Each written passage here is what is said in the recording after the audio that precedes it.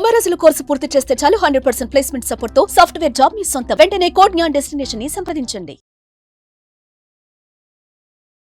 రజనీ రామ గారు నమస్తే మ్యామ్. నమస్తే నవీన. మ్యామ్, ప్రేమ, స్నేహం, సెక్స్ మధ్యలో వ్యత్యాసాన్ని గుర్తించాలి అంటే ఎలా అంటారు? అంటే రిలేషన్షిప్లో ఒక్కొక్కరు ప్రేమగా మాట్లాడతారు, ఒక్కొక్కరు స్నేహపూర్వకంగా ఉంటారు, ఒక్కొక్కరు వేరే విధంగా ఉంటారు. ముందు అలా ఉంటారు, తర్వాత ఇంకొకలా ఉంటారు, మోసాలు జరుగుతూ ఉంటాయి. అంటే మూడిటిని మనము గుర్తించాలంటే ఒక రిలేషన్షిప్ మీద తెలిసిపోతుంది మనకి. నవీన గారు, మనం చూస్తున్నాం బయట చాలామంది వాళ్ళ కళ్ళల్లో, గుండెల్లో ఉన్నది ఏదైనా కళ్ళల్లో ఖచ్చితంగా కనిపిస్తుంది. తర్వాత వాళ్ళ మాటల్లో కూడా తెలుస్తుంది, వాళ్ళ స్మైల్లో తెలుస్తుంది, వాళ్ళ బాడీ లాంగ్వేజ్లో తెలుస్తుంది. ఖచ్చితంగా అది ఆపోజిట్ పార్టీ అర్థం చేసుకోగలరు, అర్థమైపోతుంది మనకి. మనం అర్థం కానట్టు నటించుతాం. మనం అంటే మనం కాదు, యువతలు ఎవరైతే ఉన్నారో వాళ్ళు. ఎందుకు నటించకపోతే మళ్ళీ అతనికి ఫీలింగ్స్ పెంచిన వాళ్ళం అవుతాం, అమ్మాయి అయినా అబ్బాయి అయినా. కాబట్టి అర్థం కానట్టు గుర్తించినట్టు ఉంటుంటారు. అది మంచి పద్ధతి, అలా ఉండటం అనేది ఎంకరేజ్ చేయకూడదు. ఇప్పుడు ప్రేమ అనేది, ఆ ప్రేమ వేరే తెలిసిపోతుంది. ఇష్టంగా మాట్లాడుతూ ఉంటారు, నైస్గా మాట్లాడుతూ ఉంటారు, మంచిగా మాట్లాడుతూ ఉంటారు. ఈ మాటల వల్ల మనం కనిపెట్టగలుగుతాం. తర్వాత తను ఎక్కడన్నా కష్టపడిపోతుందేమో అని ఆలోచిస్తూ ఉంటారు. అబ్బాయినైనా సరే, అమ్మాయిలు విపరీతంగా ఇష్టపడుతున్నప్పుడు నేను ఈ రోజుల్ని బట్టి అది ప్రేమ అని నేను చెప్పలేను నవీన గారు. ఇన్ఫాక్చుయేషన్ అంటారా? అంతే. ఆకర్షణ, బాగా ఆకర్షణ, అట్రాక్షన్. ఈ అట్రాక్షన్ ఒక ఏ వయసుకి ఆ వయసు తీసుకోండి. ఒక 12-13 ఏళ్ళు వచ్చిన పిల్లల్ని నేను బాగా గమనిస్తుంటాను. అక్కడి నుంచి చూసుకుంటే పైకి పెద్ద వయసు వచ్చే కొద్ది పిల్లలు, 13 ఏళ్ల పిల్లల్ని తీసుకుంటే వాళ్ళు చెప్తారు నాకంతా తెలుసు. మరంతా అంటే ఏంటో. 16 ఏళ్ల పిల్లల్ని తీసుకోండి, అరే నాకు అన్నీ తెలుసు, నాకేం చెప్పకు. ఒక 20 ఏళ్ళ వాళ్ళని తీసుకుంటే, 20 ఏళ్ళు వచ్చి నాకు నువ్వు చెప్పాలా. ఒక 30 ఏళ్ళ వాళ్ళని తీసుకోండి, నాకు ఇంత వయసు వచ్చింది, నాకు చెప్పాలా ఇంకా 30కే. ఇంకా అక్కడి నుంచి ఓకే అంటూ ఉంటారు. అంటే మరి వాళ్ళకి ఏం తెలుసు కదా. వీళ్ళు అనుకుంటారు వాళ్ళు అనుకున్నదే కరెక్టు, వాళ్ళకి అన్నీ తెలుసు, తను వెళుతున్న రూటు మంచిది అని కూడా తెలుసు వాళ్ళకి, వాళ్ళ మనసులో వాళ్ళకి. అది వాళ్ళు తప్పుగా ఉన్నారా చెడుగా ఉన్నారా ఎదుటి వాళ్ళకి అది అర్థమవుతుంది, వాళ్ళకి తెలియదు. ప్రతి వాళ్ళు అలాగే అనుకుంటారు. కాబట్టి అది ఎందుకు అనుకుంటారు అంటే అది అట్రాక్షన్. అవతల వ్యక్తి మీద వాళ్ళకున్న అట్రాక్షన్ వల్ల వాళ్ళకి ప్రేమించేస్తున్నామని, అవతల వాళ్ళు వీళ్ళని బాగా ప్రేమించేస్తున్నారని, తను లేనిదే అవతల వ్యక్తి ఉండలేకపోతున్నారని ఇలాగా ఫీల్ అయిపోతూ ఉంటారు. ఇలా అన్నారు కూడా ఒక మాట్లాడుతాను మేడం. అబ్బాయిలు చాలా మంది ఇప్పుడు అమ్మాయిలు నవ్వుతూ మాట్లాడినా, అతను చూసి నవ్వినా ప్రేమిస్తుంది అని ఫీల్ అయిపోతూ ఉంటారు కదా అబ్బాయిలు. అలాగే అనుకుంటారు. ఎక్కువగా బోల్తా పడేది అబ్బాయిలు కూడా ఉన్నారు, 50-50. ఎవరో ఎక్కువ తక్కువ అని చెప్పలేం. అమ్మాయిలు ఇంకా తొందరగా అట్రాక్ట్ అవుతారు, అబ్బాయిలు కొంచెం లేట్గా అట్రాక్ట్ అయినా అందులోనే ఉండిపోతారు.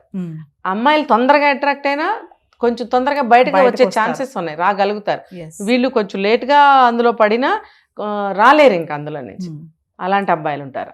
అదేంటంటే దీనికి అంతటికి అట్రాక్షన్ అండి, అట్రాక్షన్. నిజమైన ప్రేమలు నాకైతే ఎక్కడ కనిపించటం లేదు.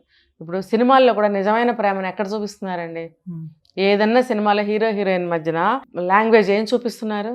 డ్యూయెట్ చూపిస్తారా? డ్యూయెట్ అంటున్నారు, దాన్ని ఐటమ్ సాంగ్ చూపిస్తున్నారు. ఒకప్పుడు హీరో హీరోయిన్స్ మధ్యన డ్యూయెట్స్ చూపించేవారు, ఇప్పుడు ఐటమ్ సాంగ్ చూపిస్తున్నారు.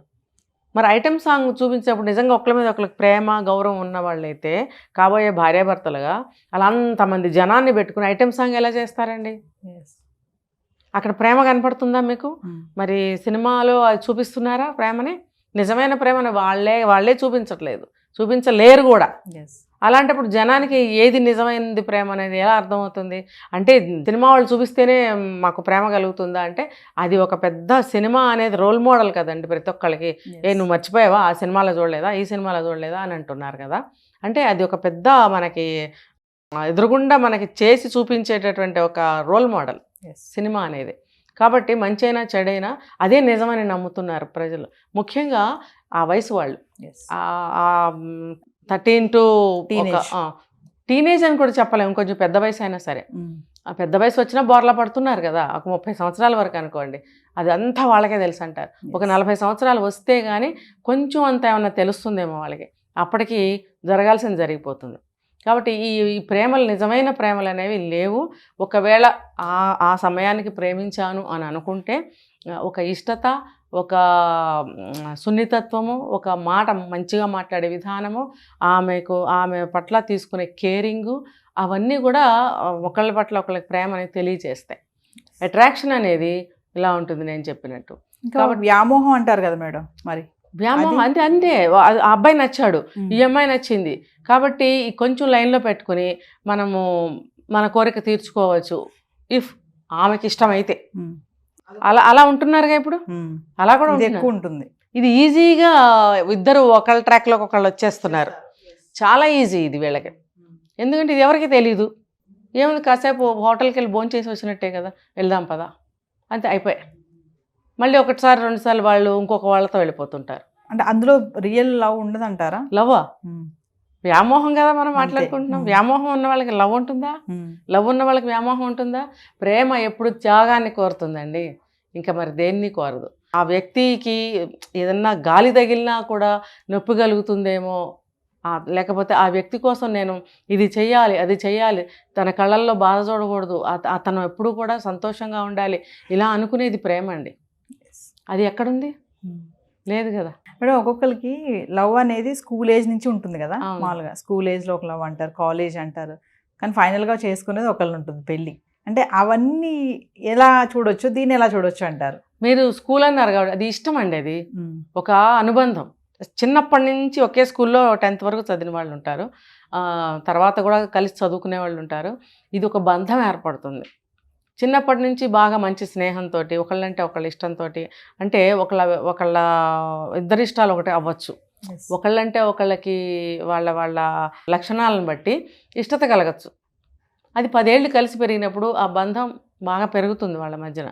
అలా వాళ్ళు పెద్ద అయిన తర్వాత కూడా ఇష్టపడి వ్యక్తిత్వాలు నచ్చి పెళ్లి చేసుకోనే దానికి దారి తీస్తుంది. అలాంటి వాళ్ళు కూడా ఉన్నారు. అయితే కేవలం వాళ్ళ వ్యక్తిత్వాలు నచ్చి, వాళ్ళ లక్షణాలు నచ్చి, తర్వాత నేనంటే ఆమెకి చాలా ఇష్టం, నేనంటే అతనికి చాలా ఇష్టం, నా మాట వింటుంది, నా మాట వింటాడు, మాకు అందరిలాగా ఏ ప్రాబ్లం రాదు అనుకున్న తర్వాత పెళ్లి చేసుకుంటారు. అందులో ఏముంది మీరే ఆలోచించండి. అంటే ఒకళ్ళ కోసం ఒకళ్ళకి అనుగుణంగా ఒకళ్ళు లోబడి ఉంటారు అన్నప్పుడే కదా మన పెళ్ళికి మన లైఫ్ బాగుంటుంది గొడవలు పడకుండా అనే ఒక నిర్ణయానికి వచ్చినప్పుడు పెళ్ళిళ్ళు చేసుకుంటున్నారు. మరి అలాంటి వాళ్ళు బాగానే ఉంటారు బహుశా. అంటే ఇప్పుడు మన జనరేషన్ చూసుకుంటే లవ్ ఇన్ఫాచ్యుయేషన్కి తేడా కూడా తెలియట్లేదు కదా మేడం. ఏది లవ్ ఏది ఇన్ఫాచ్యుయేషన్ అనేది తెలియట్లేదు. అట్రాక్ట్ అయిపోతున్నారు. ఒక నవ్వు నవ్వితే చాలు నన్ను ప్రేమించేస్తుంది, అబ్బా నన్ను చూసి నవ్వింది, నన్ను చూస్తుంది, అదోలాగా చూసింది అలాంటి టీనేజర్స్కి ఏమైనా చెప్తారు మేడం ఫైనల్గా? ఇప్పుడు ఒకటి చెప్తా చూడండి, అందమైన వస్తువు ఒకటే ఉంటుందా? చాలా ఉంటాయి. ఎన్ని ఉంటాయి? అన్నీ నచ్చుతాయిగా మనకి. ఇప్పుడు ఫస్ట్ ఎవరైతే పరిచయం అయ్యారో వాళ్ళతో కొద్ది రోజులు జర్నీ బాగుంటుంది. తర్వాత ఇంకా అందమైన అమ్మాయి కానీ అబ్బాయి కానీ కనిపించినప్పుడు దానికి ఫిదా అవ్వరా? అవుతారు కదా, నచ్చుతారు కదా. మనం నిజాలే మాట్లాడుకుందాం. నచ్చినప్పుడు అది కూడా నచ్చుతుందిగా. మరి అలాగే 4 అందాలు ఎదురుగా ఉన్నప్పుడు 4 నచ్చుతాయిగా. దాన్ని ఏమంటారంటే దాన్ని లవ్ అనరు, అది అట్రాక్షన్ అంతే.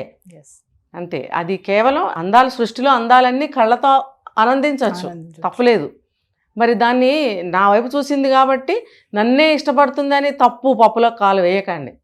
అబ్బాయినా అమ్మాయినా సరే, ఆ అబ్బాయి నన్నే చూసి నవ్వాడు అని అంటే నువ్వు బాగున్నావు, నువ్వు నచ్చావు, నీ మాట నచ్చింది, మాట్లాడాలనిపించింది, కానీ ఇంకొక అమ్మాయిది కూడా నచ్చింది, ఆ అమ్మాయితో కూడా మంచిగా ఉంటాడు.